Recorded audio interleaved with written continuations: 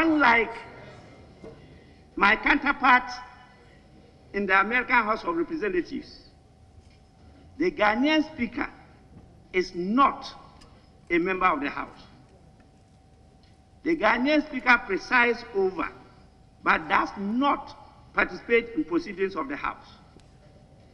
And he or she has no vote. And he or she has no vote, not even a casting vote, in matters before the House. In fact, the speakership in Ghana is designed to be even more impartial and more apolitical than the Speaker of the House of Commons in Westminster. It is indeed to ensure that the Speaker remains impartial in presiding over the affairs of this House and Parliament, that his election is done by secret vote.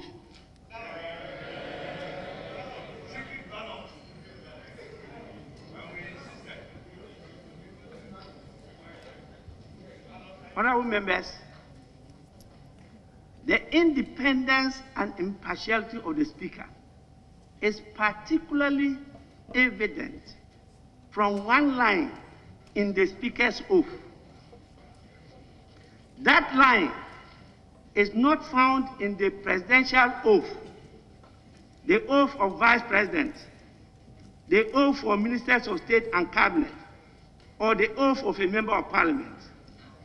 That line reads, and I quote, "And I will do right to all manner of persons in accordance with the Constitution and the laws and convention of Parliament, without fear or favor, affection or ill will," unquote.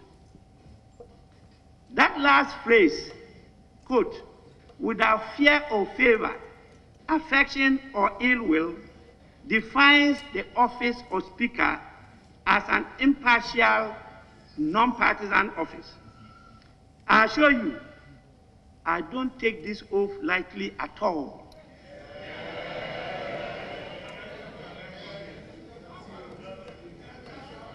My destiny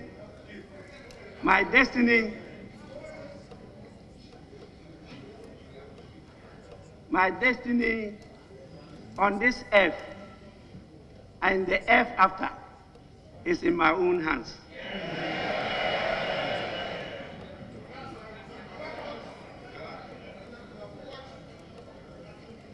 Honorable members, the only other oaths in the second schedule to the Constitution of the Fourth Republic in which you find this same language are the judicial oath and the oath of the Auditor General. This is because, like the Speaker, these offices too are meant to be non-partisan, impartial, and independent. Honorable members, much has been made of the fact that I come to this position from a long career as a politician and member of the National Democratic Congress, one of the two parties represented in this House. As far as I'm concerned, that fact is of no consequence to my new role as Speaker. In fact, it is not a novelty in this House. I myself have worked harmoniously with speakers of diverse political backgrounds, including on one occasion supporting the nomination for re-election as Speaker of the Fourth Republic, a well-known figure of the new patriotic party. In fact, I treated him like my father outside the business of the House. But more importantly, as I've made clear, the office I now occupy is an impartial, independent, and apolitical office akin to that, in that regard, to the position of a justice or chief justice. Just as a person with a known party affiliation like myself could be appointed to the Supreme Court, so it is with the speakership. What matters above all is that once appointed as a chief justice or justice, or elected as a speaker, that person, regardless of his political past, must conduct himself or herself in accordance with the requirements and ethics of his or her new office, and as expressed in the oath of that office, without fear or favor, affection, or ill will. Honorable members, I intend to live by the oath I swore at the occasion of my election to this office, to respect and obey, to respect and abide by the will of the House. I am fully committed to being fair and impartial, but I'm also fully committed to being firm and resolute. Members must also, in reciprocity, respect and abide by my rulings and instructions. When in disagreement, the standing orders of the House has the answer for you. I will apply the authority of the House, as symbolized by the base, to protect and defend your prerogatives, privileges, and immunities of members of Parliament and staff as provided under the laws of the country. Let me at this juncture acknowledge the many contributions made by my predecessors, in whose shoes I walk today. The Right Honorable Justice Daniel Francis Annan laid a solid foundation to anchor the growth and development of parliamentary law, practice, and procedure in the fourth Republican Parliament. I acknowledge with great appreciation and respect the contributions of Right Honorable Peter Lajeti, Right Honorable Ebenezer Sechi Hughes, Right Honorable Justice Joyce Adeline Bamford Adom, Right Honorable Edward Kobla Do Ajahu, and Right Honorable Professor Aaron Mike Okwe.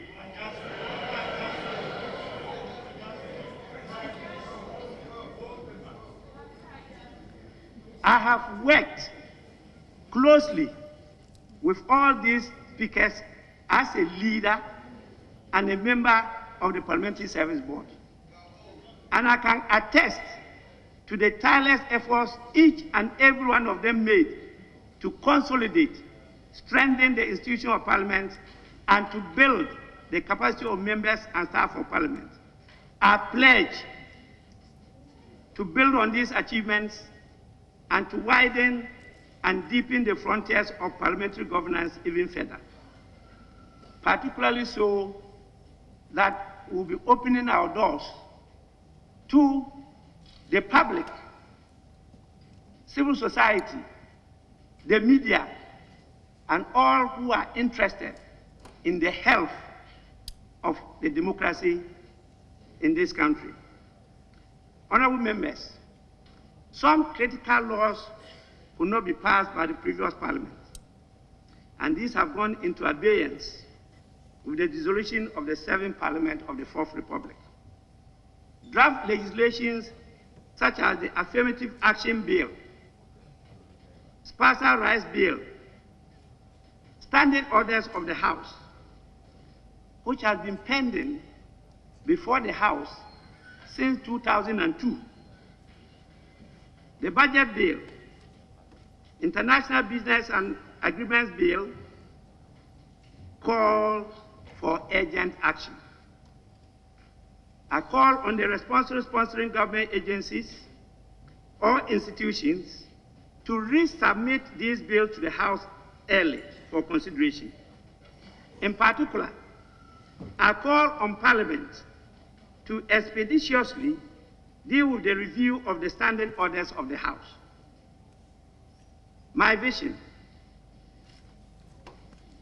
with open heart, is a vision of bipartisan, inclusive, participatory, responsive, efficient, and effective Parliament. The 8th Parliament will have to work to earn the respect of the people of Ghana and to restore the image and dignity of the institution. There is nothing more noble and satisfying than to render services to your people. I would like to end by echoing the words of President Akufo-Addo when he delivered his message on the State of the Nation on the dissolution of the 7th Parliament. I want to quote, "The good people of Ghana have spoken and given Parliament almost equal strength on both sides of the House. We have no chance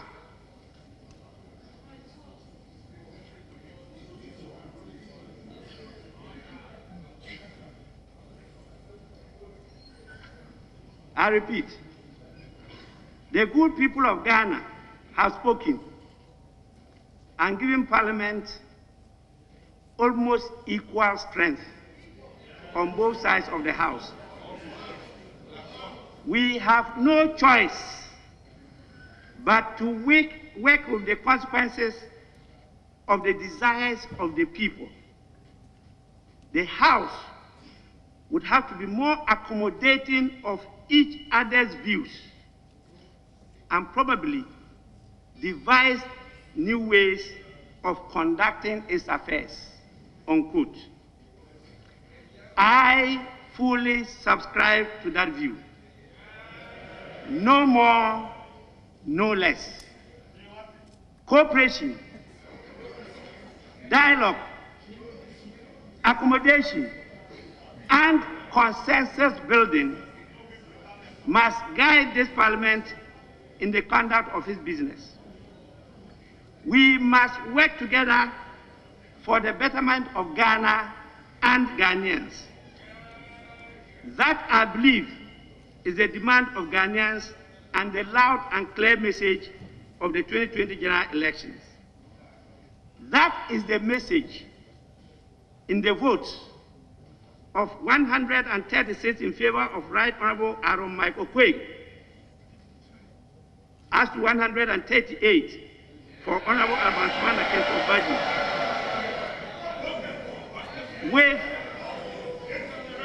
with one spoiled ballot, which propelled me to this high office of Speaker of the Parliament of Ghana.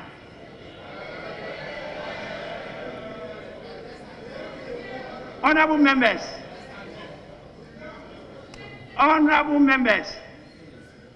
the battle is always the Lord's.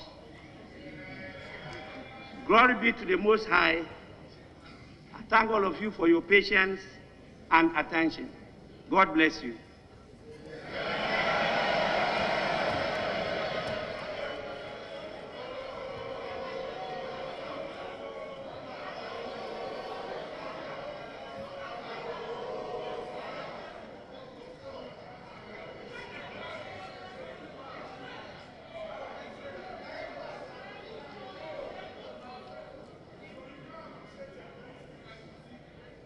Honorable members,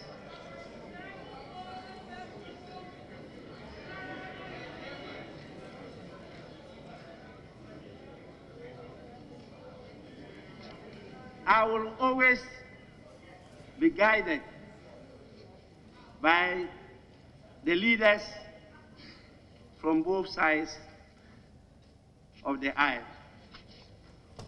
And so I want to invite comments from the leaders.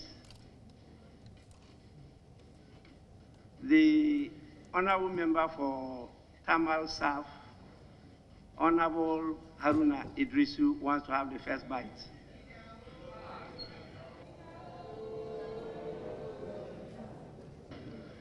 Right Honorable Speaker of the 8th Parliament,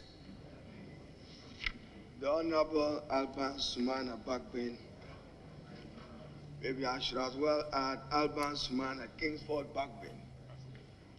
I'm pleased and heartily want to congratulate you on the assumption of the high office of Speaker of Parliament of the 8th Parliament. I wish you well and I wish you every success.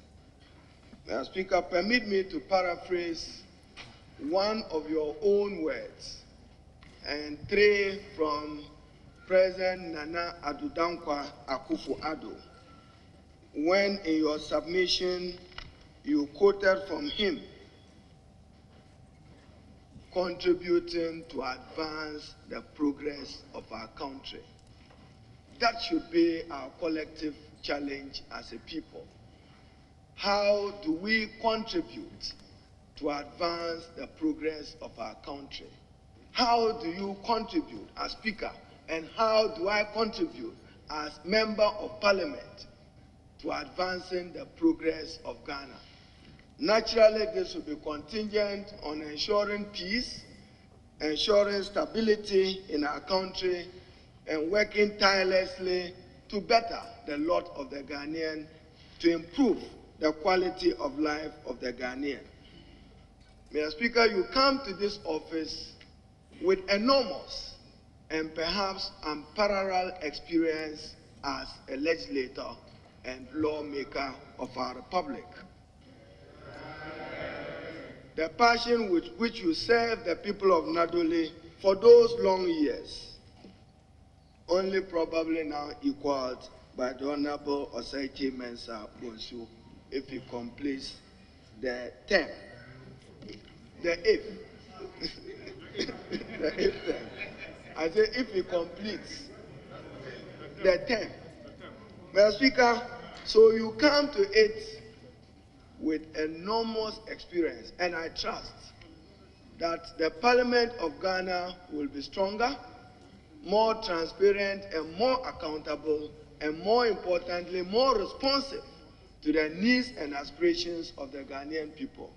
Now, Mr. Speaker, to quote you, you have a duty to lead this House to end that consternation you referred to. And you need the support of members of this House to do that. So, Mr. Speaker, whilst I congratulate you, I'll urge you and our colleagues that collectively we have a duty to repair the reputation of this Parliament. To borrow another word, perhaps a duty to polish that which has tarnished in terms of how we conducted ourselves in processes leading to your election as Speaker. But what must be respected is that the sanctity of the secrecy of the ballot, which is a requirement under the 1992 Constitution and also borrowed in our standing orders, must at all times be respected and upheld by all of us in the promotion of deeper democratic ethos and values. Mr. Speaker, you have also particularly referred to the nature and character of this Parliament. The Ghanaian people, in the outcome of 2020 presidential and parliamentary election, as far as Parliament is concerned, produced an inevitable outcome of no majority in Parliament, 137 NPP, 137 NDC. Understandably, I'm informed that the distinguished member for Fomina has decided to do business with the NPP. Doing business, in my view, does not represent joining a political party, and I say so. I say so within the context of Article 97 and guided by that authoritative statement of cross on rules on interpretation when he says the expresso unus rule. Independent is independent and political party is political party. But Mr. Speaker,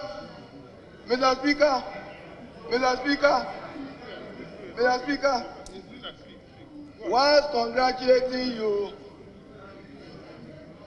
the Honorable Osei Mensah in the 7th Parliament had it easy because he had comfort of numbers.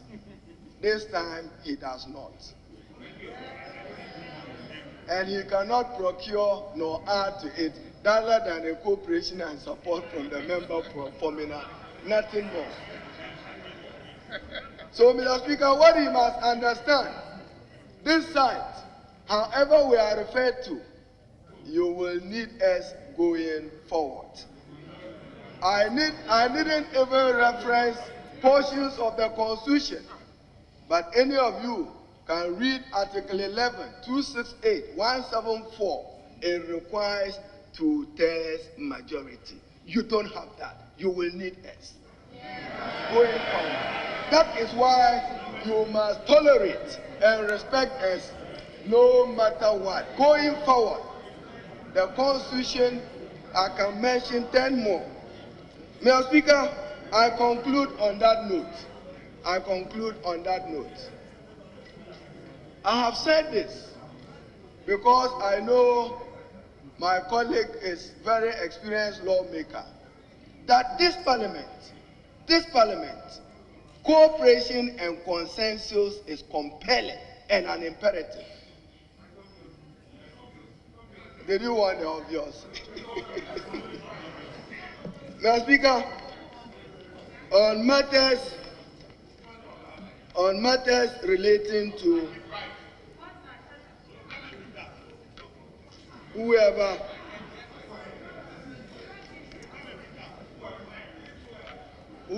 invited the military to the chamber and onto the floor, going forward, we will demand an inquiry to it in order that it never ever happens, as you have assured. Because it's only democracies that have parliaments, and we have a duty jealously to protect our democracy and to grow our democracy. Parliament remains a forum, as I have repeatedly said, where right and wrong is debated. Mr. Speaker, the Ghanaian people voted in December that when we debate right and wrong, let right prevail and not partisanship. And that they want to see an end to the divisiveness in our country. They want to see an end to the polarization in our country. They want to see an end to the excessive partisanship of our country. And that we hold strong together our democratic values and ethos. Mr. Speaker, I can only wish you well, wish you every success, trust that you will moderate debate, impartial and neutral as you indicated, rule on matters of procedure. But Mr. Speaker, I cannot conclude without saying that this House, and probably I'm sure my colleague will touch it, we will have to take a rapid action on our rules of procedure and standing orders. I must admit that we are almost at the concluding stages of adopting new standing orders to ourselves, thanks to the Honorable Osei Mensah and Professor Okwei as Speaker of Parliament. I recall the last meeting chaired by First Deputy Speaker of Parliament. But Mr. Speaker, to assure my colleague, we disagreed only on matter of procedure, whilst it was his argument that we could adopt it merely by resolution. I reminded him, and Mr. Speaker, I'm compelled to quote Article 11(7) of the 1992 Constitution, that it was my view, and Mr. Speaker, with your indulgence, I quote, and I'll be ending just on that note. Mr. Speaker, Article 11 is on the hierarchy of the laws, and 11(7) reads, any order, rule, or regulation made by a person or authority under a power conferred by the Constitution or any other law shall be laid before Parliament, be published in the Gazette. More importantly, satisfy the mandatory 21 days. So it was a matter of procedure, and to assure him that I have no objection, neither do colleagues on my side have any objection to us adopting improved new standing orders for this House. So we should pursue it with rapid action. What the disagreement was the procedure for its adoption, whether it should go through the requirement in Article 11.7 or by resolution. So, Mr. Speaker, once again, I want to congratulate you. I have faith in you. I have known and worked with you, and I trust that at the end of January 2025, if God gives you good health and long life, and you serve this country with wisdom and experience, our parliament and good governance architecture would only be the beneficiary of your enormous and parallel experience. But you owe it, Mr. Speaker, to the President and the people of Ghana to work to advance the progress of Ghana. Once again, congratulations.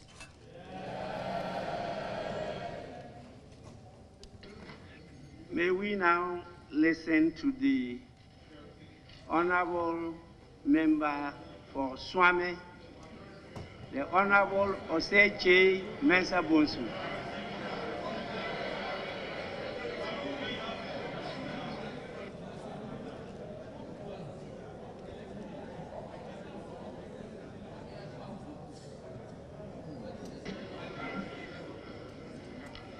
Right Honorable Speaker, on the occasion of your coronation as the Speaker of the 8th Parliament, I rise on behalf of the Majority Caucus, soon to be the Speaker,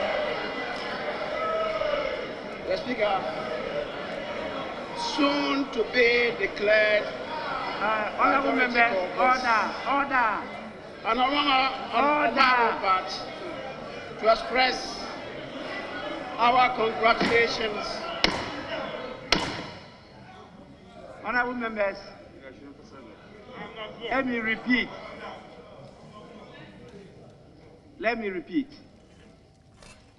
The ability to catch the eye of the Speaker includes good behavior.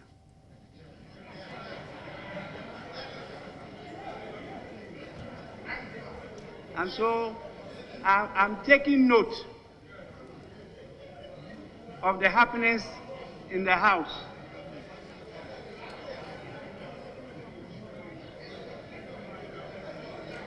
We will soon,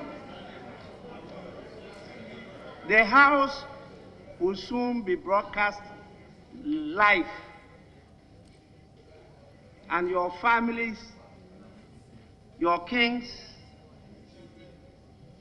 your children will all be observing you on the floor. And then we will see whether you continue not to exhibit parliamentary behavior. So, honorable members, let's listen to the honorable member for Swame in silence.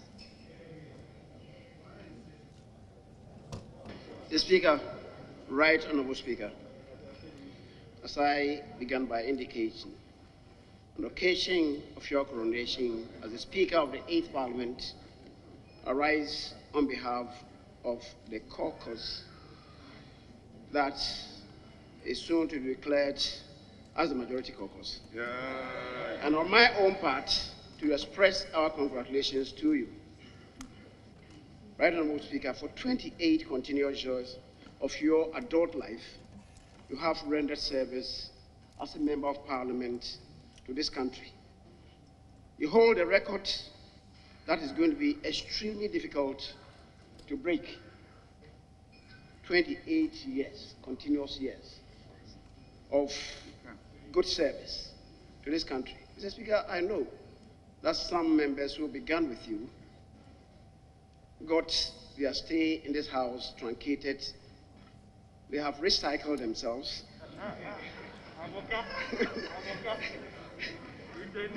The Speaker, I don't know.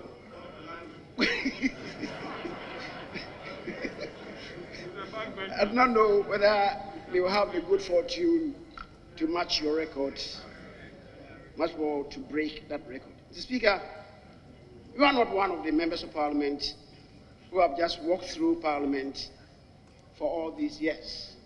You have positively impacted the development of parliamentary democracy since entering Parliament. From your days as chairman of the Constitutional, Legal and Parliamentary Affairs Committee, through your position as the minority leader for 8 years, majority leader for a total of 4 years, Minister of State for 2 ministries, and second Deputy Speaker in the 7th Parliament.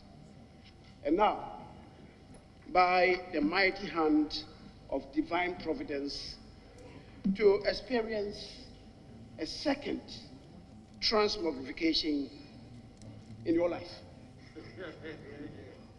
Speaker, I am still a human being.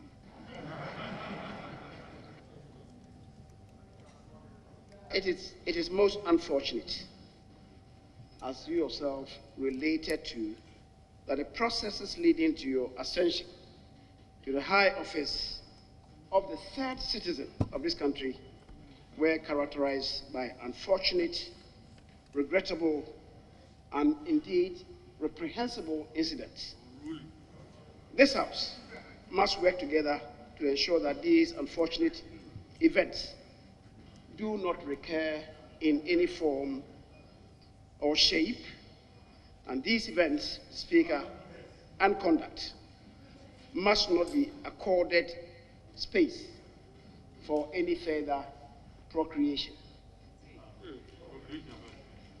It is my considered opinion, Mr. Speaker, that this House must move swiftly to resolve to overcome this initial misstep and focus on partnering government to develop the country in unity and tranquility, and indeed secure for ourselves and posterity the blessings of liberty, equality of opportunity, and prosperity as contained in the preamble of the 1992 Constitution.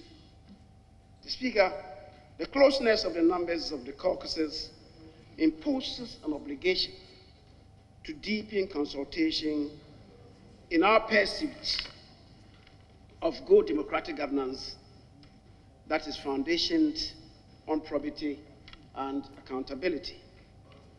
Speaker, on behalf of the caucus that I lead, I assure you, Mr. Speaker, of our commitment in honesty and sincerity to work diligently with you to realize the policy objectives contained in the directive principles of state policy, in particular, the realization of basic human rights, a healthy economy, the right to work, the right to good health care, and the right to education. The Ghanaian people deserve nothing less. Let me also congratulate your 2 deputy speakers on their election as your first and second deputies. I believe that together this Parliament can and indeed must set new standards in our national development agenda. I also would afford myself the opportunity to congratulate all honorable members, continuing and new entrants, who on 7th of January were sworn in as members of the 8th Parliament. I believe the members would apply themselves to the duties and functions of members of Parliament, including, in particular, as the Speaker, you have once again related to the duties of representation, deliberation, information dissemination, legislation, power of the purse function, oversight, conflict resolution, ratification of treaties, protocols, and conventions. Mr. Speaker, I believe members will come to appreciate that members of Parliament are not agents of development. Accordingly, many of the members of Parliament herein assembled may have to go back and edit the messages on their billboards and commit themselves to the functions of Parliament and parliamentarians, Mr. Speaker, which does not include development, that is, acting as agents of development. Mr. Speaker, this is your maiden statement in the House, and in the spirit of cooperation and collaboration, it will be inappropriate to attempt to litigate even portions of the statement that you made, in particular relating to the figures that you quoted as having supported your election. The Speaker, with respect to the Chair, I may disagree with that. However, as I said, in the spirit of providing ourselves a new beginning, I wouldn't want to further comment on that, even though, as I've said, I disagree with the figures that were quoted. Mr. Speaker, in the 7th Parliament, even in the hugeness of numbers that we had, that is 169 as opposed to 106, the then majority on any typical day needed the cooperation and indeed the collaboration of the minority, especially the leadership of the minority. And Mr. Speaker, we did just that. Mr. Speaker, in the history of this Parliament, I'm not aware of any leader in this House who has reached out to the other side as I have done.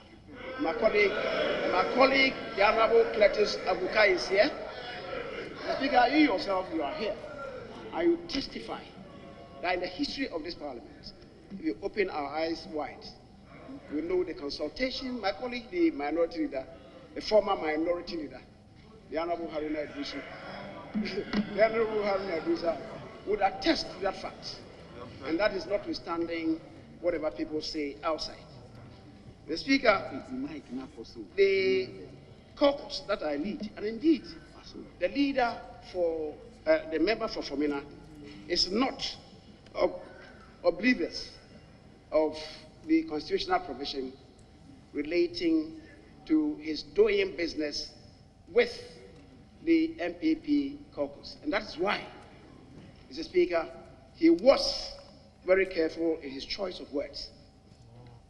Mr. Speaker, it doesn't amount to crossing carpet, what he has done, but doing business with the NPP caucus, understandably gave the NPP caucus one more additional seat in the conduct of business in this House. Mr. Speaker, and therefore we would, without any equivocation, constitute the majority caucus in this House. Mr. Speaker, I agree with the minority leader on this issue about the approval of the new standing orders. Mr. Speaker, I was clear in my mind what we ought to do. And indeed, all the processes that we have adopted in approving standing orders in this House, beginning in 1983, never came to be subjected to Article 11, sub 7 of the Constitution. And Mr. Speaker, it was for a good reason. It was for a good reason. It's the reason why all the standing orders were approved by motion in plenary. Mr. Speaker, if we have to go that route and apply ourselves to that vehicle, we may have problems. And the reason is this. That route quoted by my colleague would suggest to us that there must be a parent act from which would ensue regulations, instruments, and orders. The Speaker, that parent act of 1965 has no provision for the introduction of standing orders. It would then mean that if you have to go that route, Mr. Speaker, we may have to go and amend that Parent Act. And I thought that if we applied ourselves to the process that we had done, that would even shorten the route for us. Mr. Speaker, I believe if we apply ourselves to that route, within 2 weeks maximum, we should be able to adopt these new standing orders.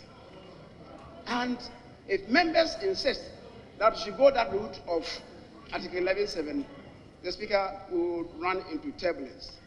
And that is why I have always advised that we need really to apply ourselves to a motion so that we circumvent the process, as has always been done, and then we move forward to adopt the new standing orders, which, in my view, the Speaker, would reposition Parliament in the conduct of business in this House.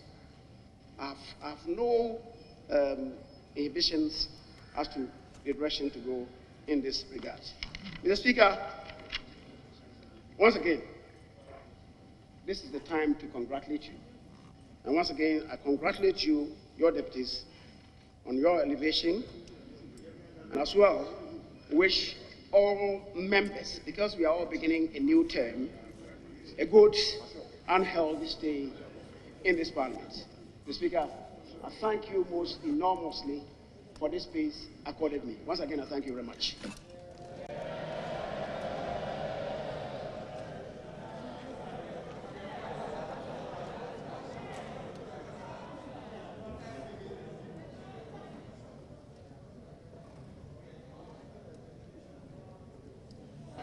Honorable members,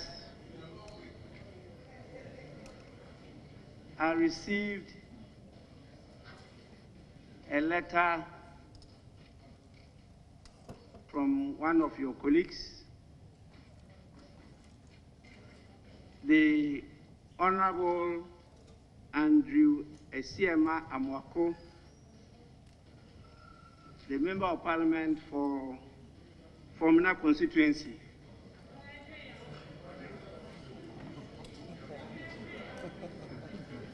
The member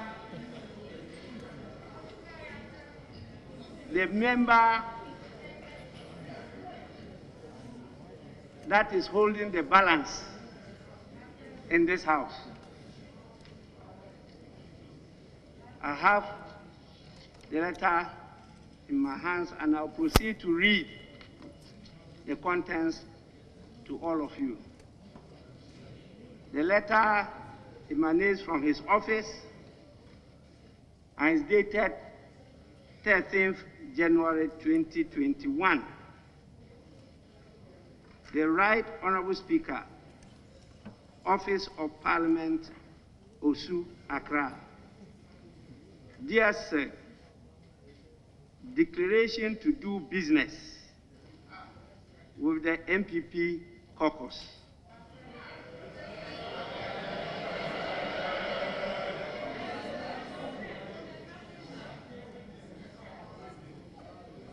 I, Andrew Esiema Amwako, an independent member of Parliament for Formina constituency, and now the second deputy speaker for the 8th Parliament, do hereby declare that I shall, for purposes of transacting business in the House, associate with the NPP caucus in the same Parliament. For the avoidance of doubt, I do hereby affirm that I shall cooperate and collaborate with the NPP caucus in the 8th Parliament. Dated this 13th day of January, dated this 13th day of January 2021. Yours faithfully, signed, Honorable Andrew Esiema Amwako, MP, Formina constituency, and copy to the leader of the NPP caucus.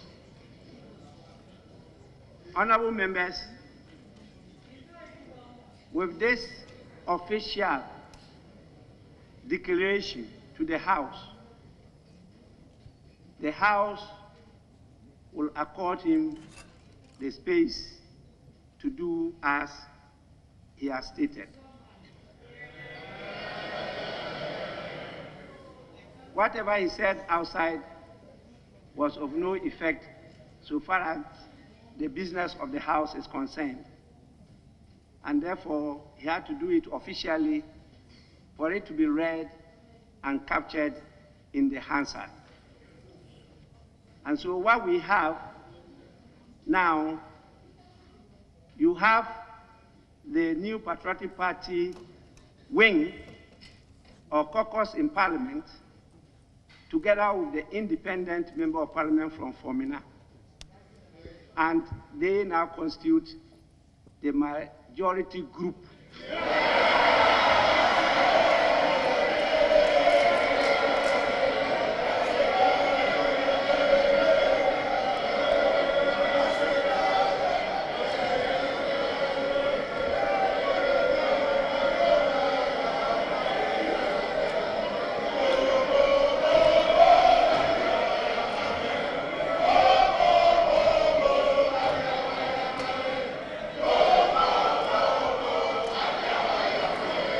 You are desperate indeed. You are desperate for a win indeed. Is that all? You are desperate indeed. If the desperation do you so,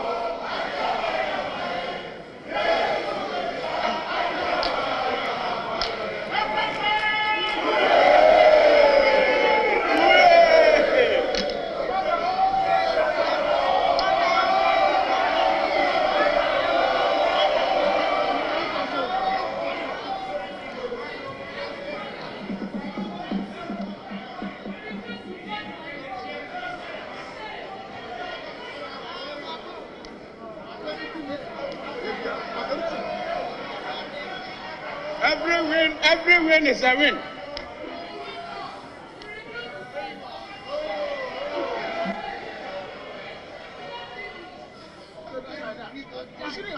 You are just majority group.